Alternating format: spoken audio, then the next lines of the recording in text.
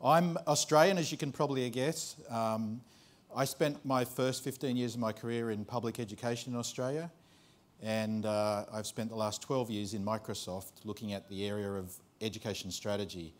And I guess in the role I'm quite lucky because unlike many of the people in Microsoft, I get asked to think ahead what's going to happen in 3 to 5 years and what should we be thinking about and what should the company be doing to react to that or to prepare for that or to in fact enable that to happen. And so today what I'd like to do is share with you some of my experience, some of the things I'm seeing around the world, share with you some of the directions I think are coming, and talk a little bit about these key topics of assessment, teaching and learning and why they might be important. So I'm going to talk in the sense of a new era of digital learning because I think we are at an interesting time. The traditional approaches to education are under pressure globally, and I'll try and highlight some of the factors that are driving that. Change is happening, and in many of your classrooms change is happening. Whether it's happening fast enough or not, who knows? But what I do know is that the pressure to change won't diminish, but I think there are huge opportunities that exist in the pressure that's there. So, that's not me. Oh, let's go. That's me. So, like any good talk about education, I'd like to start with us thinking about young people, students, learners. And I think that's the critical thing we need to think about moving ahead.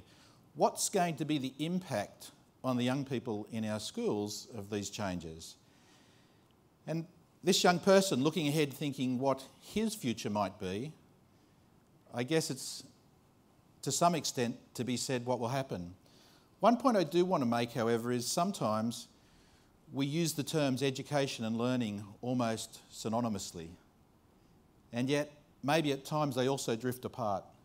I think as we move ahead and think about technology, we have the opportunity to bring them closer together. So that's one of the challenges I'd like to highlight as we go along today. This is a classroom, like hopefully I wouldn't find that in Ireland. I have seen that classroom in the last 12 months in other places around the world. That classroom was built for a specific era. It was built at a time when it was absolutely appropriate for young people to leave school with skills that enabled them to do routine tasks, to obey directions accurately, to not ask a lot of questions, to do repetitive tasks. It was a workplace that maybe looked like that. Times are changing and workplaces are changing. And in fact, we know the skills required for success doesn't matter whether it's in the rural sector, whether it's in the manufacturing sector, whether it's in the services sector, are changing and changing rapidly in Ireland and globally. But when we talk about modern classrooms, too often we see a classroom that's built on a traditional metaphor. And it might have electronic whiteboards, it might have computers, but it's still built on the same conception of what learning might look like. And while it might be heresy for someone from a technology company to say, I think too often we think about technology first, and we don't have a really clear vision of what learning might look like if we take advantage of the full power that technology can bring. And so we see situations where technology is parachuted into education, where the technology decision is the easy decision and the learning decision gets left and then we don't see results. So, I'd like to talk about this new era of digital learning, and I'm going to talk about it in the context of 3 drivers. One is around assessment, teaching and learning, which I think is critical and the most important one we need to talk about and think about. The next one is about change knowledge. I'm not going to talk too much about that today, but there's a growing sense of knowledge-based research happening around how organisations change, classrooms need to change, practices need to change, and so we can do that across whole systems. And I'll talk a little bit about technology. Okay, so a little bit of a view of history here. Around 1900, there was a great invention that changed education drastically. It was the pencil. Pencil was brilliant. It was mobile, didn't use much power. Kids could take it home. No, they couldn't because it was too expensive. It might break it. So they generally got left at school. But over the 20th century, there have been lots of technology brought into school. The trouble is most of that technology has focused on automation, just automating the tasks that are there. You might be familiar with many of those. I think I've had all of those in my career at one stage or another. And this is understandable because if you look at technology today, quite often all it does is automate something we know. So we've moved to digital books, but what do we have? We have digital books that sit on wooden bookcases in phones. And the motion for turning pages is exactly the same. We haven't moved on to really take advantage of the technology. And yet the technology itself has more potential. I'd like to do an example for you. Anyone familiar with Wikipedia? Boy, you're a lively bunch, aren't you? Oh. Put your hand up if you're familiar with Wikipedia. Good. Sometimes I worry you might not be able to understand my version of English even. So, Wikipedia is a great resource. You know, you can go and find heaps of information there. It's user-generated. What do they say? All the knowledge in the world. Well, but if you look at it, I go and type in, I want to find the history of the world. I find this page. And it's great. It's got text and it's got hyperlinks. And it's got some tables and things like that on it. But really, gives me a full understanding of what the history of the world is like. Can I show you another example of what the history of the world might look like? If I can switch over and show you a little demo of this. This is some work that's happening by our own team. We're going to switch out of there. Great. We have a group in Microsoft called Microsoft Research, about 700 researchers who their job is to think about complex problems and how you might use technology. Okay, great. Let's just maximise that. All right, so what we see here is in a browser, I have a schematic. In fact, you can't even see it. You might be able to zoom it down. But what you can see is it has little blobs on it. Let's go to the left-hand side, say, and look at this one, the Big Bang. What happens when I click on it? Okay, we zoom in, and then there's video footage and more information. What happens if I click in on the little yellow one on the side there? Go to the left. This is hard demoing when you don't have the mouse. Let's zoom in on that once again. So you can see that I can keep zooming into literally source documents, and this is an active document. I can edit it. If I click on that little button again, I can go back out. Little button right over in the corner, next one over. Grab that little button. Yeah, no, this is mad. The mouse has gone mad. Yes, that one. Good. Okay. So, let's go up and click on Cosmos at the top. So we'll see the whole cosmos again. Now, what happens if I wanted to just find out about humanity? How does humanity sit within the history of the world? If we click on humanity up the top there, let's see what happens. The text up the top. Come on, up the top. Yep. Click on that. How big is the humanity? Oh, my goodness. Look at this, would you? Oh. This is humanity as compared to the history of the world. Let's say we choose a little box over here on the right-hand side, something that's really relative. We'll go down a little bit, one more down. That might be the Industrial Revolution. Click on that. And I can go in again, and then I can find those little dots, and I can click on those little dots. You can see one top left, and click on that. And here we have information about Benjamin Franklin. And again, I can open that up and go to the source documents and get information. Now, the point I'm trying to make here is that this is very different from a Wikipedia. And while you can choose whether it has relevance for your students, in a world that's driven by information, they're going to be using information in different ways, and are our students prepared for that, and are they ready for it? Maybe they are. I don't know. Let's switch back to the PowerPoint presentation if we can. Thanks. So, a couple of things have happened in the last few years that are really making a difference as far as education and as far as technology goes. One is that we now move to one-to-one devices, or even one-to-one way past that. Give me a hands up if you have a device with you today, any type of device.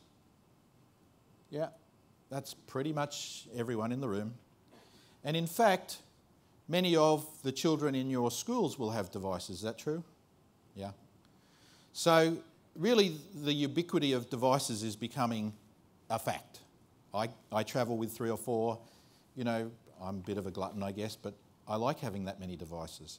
The other thing that's happening is that Wi-Fi is being extended. There are new technologies that extend Wi-Fi so that the whole of Ireland could be easily covered with high bandwidth Wi-Fi, and that'll be available, I mean, these new technologies that'll extend the range and things like that very shortly. So the question is, if we're getting all of this technology, what are the opportunities for holistic transformation instead of just automation? Because without holistic transformation, we probably won't see the type of results that are possible. I'm going to show you a little video here. We created this video about... we got sound for the video? Oh, good. We created this video in 2009, and it was meant to be a vision of where technology was going 10 years out for 2019. We called it the 2019 video.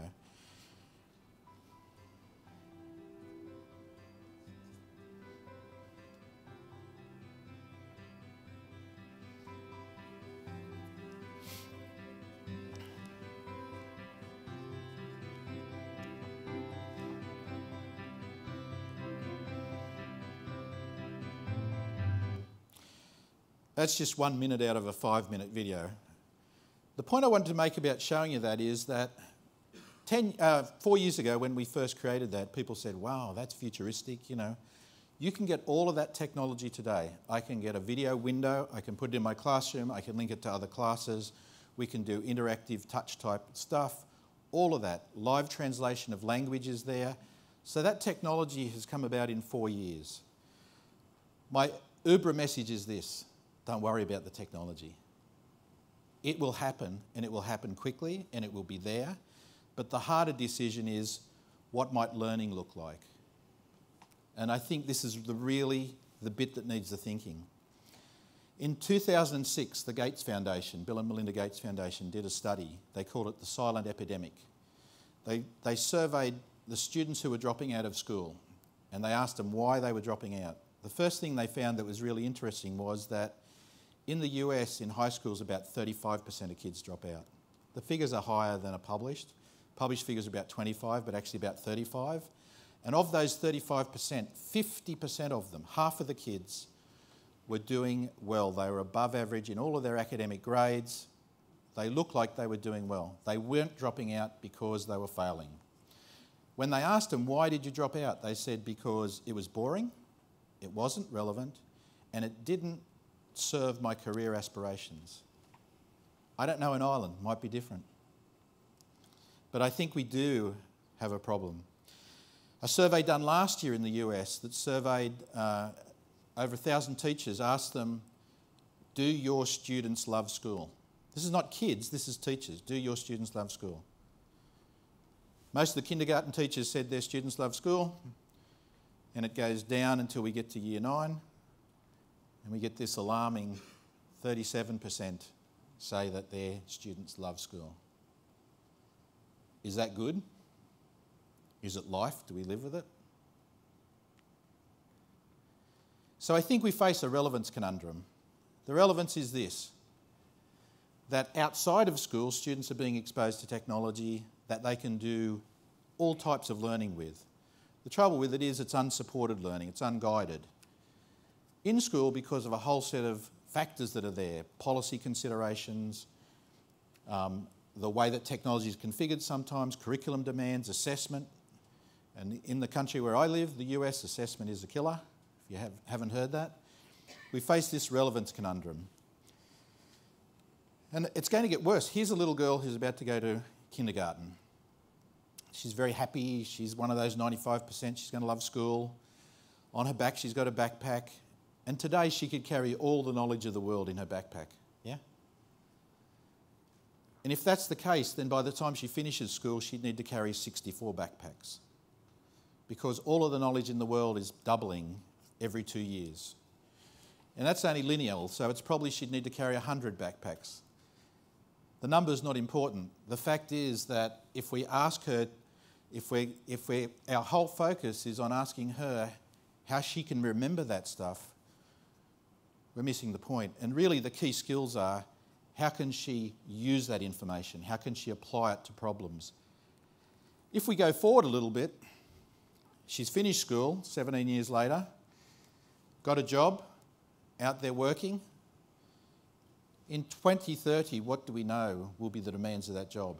I don't really know. I can't guess. I'm asked to think 3 to 5 years ahead. That's hard enough. I don't know what's going to happen then. But I do know this. It's very likely she'll be working in a career that hasn't been created yet, using skills that we haven't really codified or identified, and that she will change that career regularly through her lifespan. And if that's the case, probably the most important thing we need to equip her with is the skills to be a lifelong learner, to adjust, to be able to use that huge pool of information and resources that will be available. So I think assessing and teaching the right skills is critical. I brought a little history lesson to you. This is my third grade report card when I was in 3G. You can, if you're a mathematics whiz, you can work out how old I am. It's a little bit revealing, I guess. The thing I like about it is if you look at the subjects we studied and were assessed in those, I love the fact that, well, look, I was a big disappointment in silent reading. Do you still teach silent reading? I think it's the best subject to teach. In fact, if you want a tip, what I'd do is go back to school and say, okay, kids, we're going to have a silent reading test for the next hour. Anyone who makes a noise, you fail. So obviously I couldn't control myself there. The point of this is that these were adequate skills then. I think luckily I learned how to be a learner and learned a lot since. But would they be appropriate today? And of course there's a lot more there we need to think about. And so skills for the workforce today, if we were hiring in Microsoft, what we would look for are these type of skills: problem solving and innovation, global awareness, knowledge construction, skilled communication, self-regulation and assessment, collaboration. But the thing that's even more intriguing is that we don't hire for these skills in isolation, we hire for the combinations of them. So you need to be able to demonstrate how you can be a collaborative problem solver and working with culturally diverse groups of people. We need to look at how you can take large masses of information and solve complex problems to build new knowledge. And they're pretty complex skills, and they're hard to measure. And just to highlight this, I'm going to do a little bit of activity with you because you seem pretty quiet. I don't like quiet classes, really. So I'm going to give you a problem, okay? This is a test. You all ready for a test? I'm going to give you a grade. At the end, I will line you up from the brightest to the... Is that okay? How are you feeling now? All right. No, I'm not going to do that, really. But we are going to do a little test here, okay? So this is a test of collaborative problem solving. So I'm going to measure how well you can collaborative problem solve. Is that all right? So that means you have to work with someone else. It's very hard to collaborate by yourself. So you're going to have to work with someone near you, someone around you. 2s, 3s, I don't care. And I'm going to give you a little problem. I'm going to give you 1 minute to solve it. 1 minute only, so it's pressure. That's what life's about, isn't it? Lots of pressure.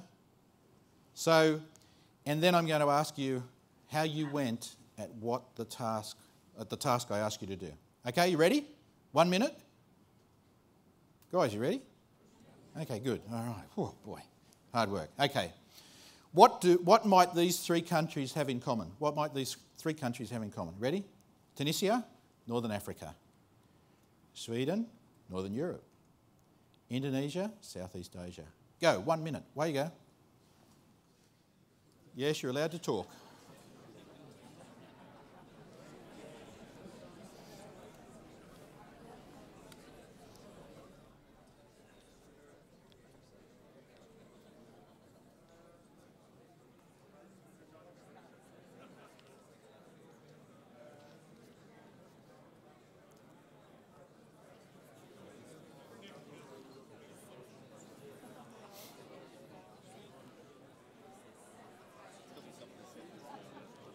Yeah, I can see people pulling out their phones and they're trying to cheat. You know, they're going to use the internet. How are you going? Okay. All right, that was 1 minute. Thank you very much. Who has the right answer? Hands up if you think you have the right answer. Oh, they told me I had a bright group here. Hands up if you got the right answer. The one over here. Only one. Come on. This is Ireland. We just had a talk about you being a bright population. Come on. You can do better than that. Hands up if you think you got the right answer. I got 3 now. That's good. This is too hard. Okay, what do you think was the right answer? What was an answer anyway? Let's just see what... Anyone have an answer? Dichromic flags. What's that? Dichromic flags. What type of flags? Dichromic, 2 colours. Oh, dichromic flags. Very good. Very good. Anyone else? Anyone else? You're a quiet bunch. Well, actually, the task I asked you to do was focused on collaborative problem solving. Tell me how well you went at collaborative problem solving. Give yourself a score. How well did you go? You see, I tricked you a little bit. Didn't I? I said the task is collaborative problem solving. Okay, so if I said the task was collaborative problem solving, it might be hard for you to say, you know, I was like an A level at collaborative problem solving. Yeah? Would you have a good sense of how you would give yourself a position on a progression? There is something common around these that it's an open question. There is no answer. And this is the type of questions that kids need to think about. But there is one thing these do have in common, and I put them up here to highlight that fact, that all of these countries have youth unemployment at higher than 25%, including Sweden, latest report 29%, which is pretty high. Ireland has pretty high youth unemployment as well, I was looking just before I came up.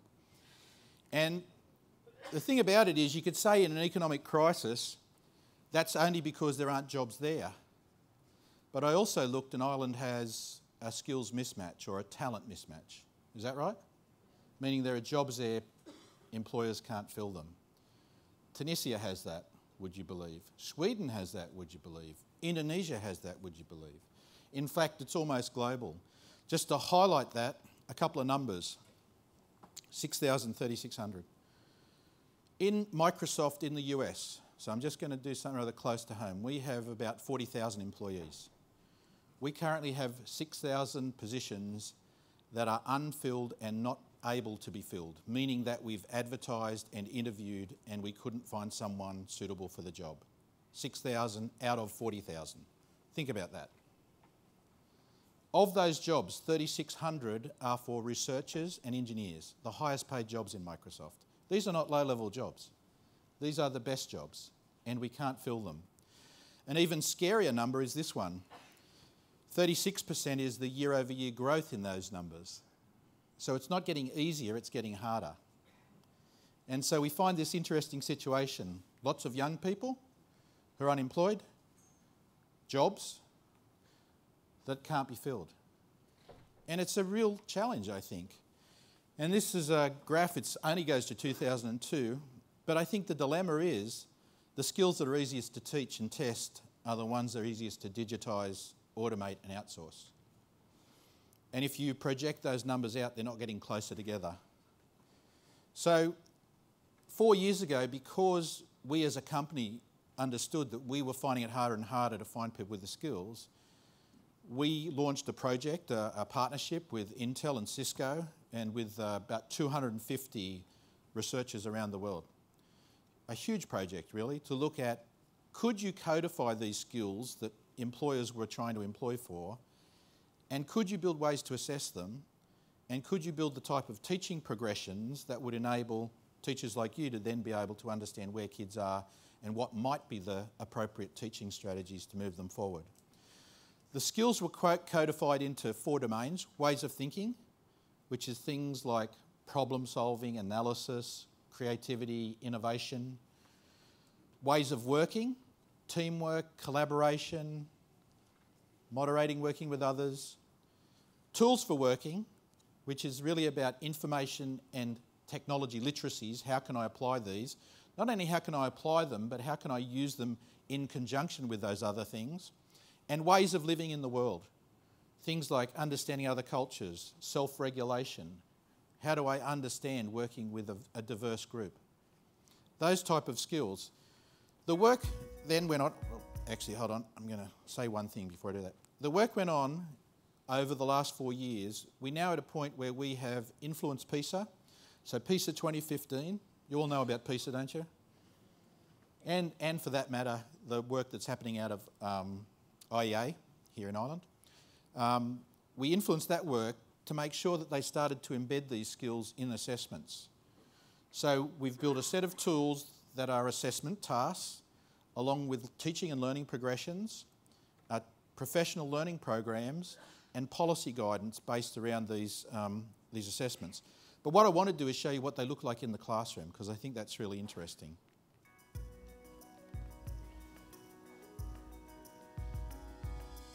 How do we create the next generation of problem solvers? How do we skill students to communicate in the 21st century? How do we build a nation of entrepreneurs? At the Assessment and Teaching of 21st Century Skills program, our mission is to identify and teach the skills students need to succeed now and in the future. The kids of today are coming in really technology savvy. I've had a phone since I was like 9. I like to window shop on eBay. I text my friends on my phone. The Assessment and Teaching of 21st Century Skills project brought together academics from Australia, Singapore, Finland, the Netherlands, USA and Costa Rica to scope out what the framework of 21st century skills was and what skills we can teach and measure in primary and secondary education globally. No guesswork, no assumptions. We're gathering empirical evidence and we're using technology to do it. At the moment, what the project is working on is collaborative problem solving and ICT literacy for learning. We've set up problems that required different students to bring different resources, different skills. They weren't given exactly the same problems and information, so they really had to rely on each other to help solve the problems. There's activities that you and your partner do and you see different things on the screen. One might have a tool, another a skill. They have to communicate to work out what each one has and then how to use their different resources to solve the problem. Then they learn how to use the chat box to collaborate. You got to type in the chat and tell your partner what you see so they can understand how you do the task. We explain things if we don't get it, or we ask each other questions. You had some students that were able to progress through the task quite easily, and then there were some students that found it really frustrating. The whole point of collaborative problem solving is that the problem itself is complex. I couldn't help them because that would defeat the purpose of the exercise. It's to actually get them to think for themselves. And that's a very good thing, because what that means is that they're given a stimulus to communicate. At first it was hard to not get frustrated on the chat, but it's getting easier as we do more of it. It was great to see their reaction once they solved the site. It was like, woohoo! And they were able to move on to the next task. When we first started looking at the collaborative problem solving and the ITC digital literacy, what we did was scope out what a developmental progression might look like. The teacher then can identify what are the strategies, what are the resources that I can use to help them to develop and enhance the skills that they have.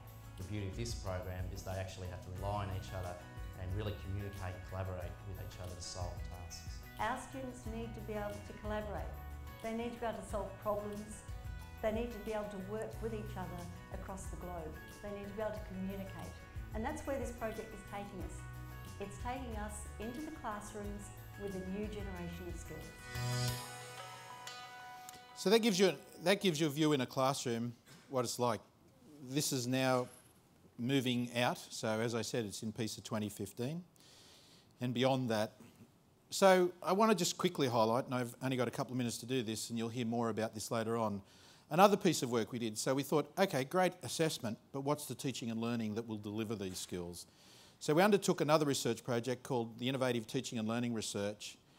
It looked at 3 dimensions of innovative teaching: student-centred pedagogies, extending learning, and deep ICT integration.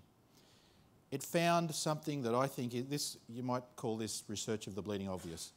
It found a strong correlation with learning design or learning activity design and whether or not the students were developing the skills. The thing that really came out of the research was that we don't have strong definitions, so it's very hard to build the learning activities that integrate those types of skills. We also found that typically the use of technology in schools is tied to low or order skills, things like go and find something on the internet, type up an essay or whatever, and the higher order skills are not being applied. We found that teachers learn best and they can really change practice when they collaborate around learning design and work on how they can embed these skills in learning activities. We've put all of the tools, all of the methods onto the web free. They're here in Ireland today, any school can access them, including a full professional learning program that helps you clump teachers, put them through this activity of assessing in collaboration their learning activities and improving them. And the results are not just interesting, I would say they're profound. This is just, I've seen this from other countries around the school, I just chose this one, other countries around the world. I chose this one from Russia. In a 1-year period, you see a huge shift in the level of integration of these skills in the learning activities and therefore the opportunity for students to develop those skills. Just to highlight that in another context, a school from Australia on the the Gold Coast, in 2007 they decided to go to a one-to-one approach, but what they wanted to do was focus on this idea of 21st century learning. Rather than just buy technology, and I get very worried when I hear people say, oh, technology is just about putting digital textbooks on it or students consuming information. Go look in the papers. There's not many jobs for people who consume information. What those unfilled jobs are for knowledge creators, knowledge generators. So they mapped it out. What are the skills, the competences we want? What's the type of technology we want with our kids? And based on the NAPLAN, the National Assessment in Australia, over a 4-year period, they've seen substantial growth in their students compared with the national average. One of the best improving schools in the country.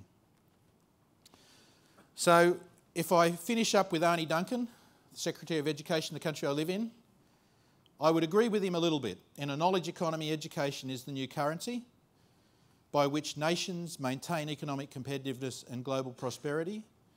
I would say it really is, in a knowledge economy, learning is the new currency. And I must finish through the eyes of a young person and say, what is the future that we're going to deliver for the young people in Ireland, for the young people in my country? If this digital learning is there, how can we help transform it so that it really gives them all the opportunities that they deserve? I hope today in the breakouts and the other sessions you get a chance to think about some of these things, and I'm happy to talk to other people about it.